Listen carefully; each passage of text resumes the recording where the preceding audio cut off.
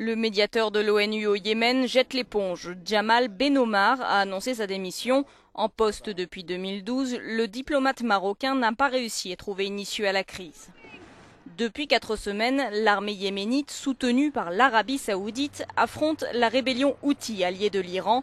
Téhéran nie pourtant toute implication dans le conflit et dénonce l'ingérence internationale. On doit avoir un dialogue inter-yéménite, un dialogue entre yéménites.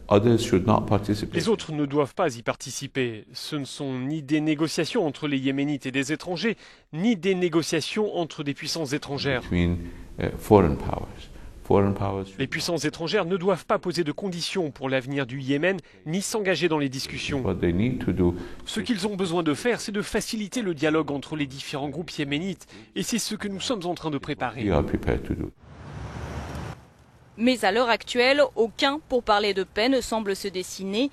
Ni les Houthis, ni la coalition emmenée par l'Arabie saoudite n'ont l'intention de rendre les armes. Le vice-président en exil, Khaled Baha, a fait savoir ce jeudi que son gouvernement n'entamerait de négociations qu'à 2 conditions. D'abord, la mise en place d'un cessez-le-feu préalable. Ensuite, le retour du gouvernement en exil à Aden, la capitale du Yémen. Depuis un mois, le conflit a déjà fait plus de 730 morts et 2000 blessés selon les Nations Unies.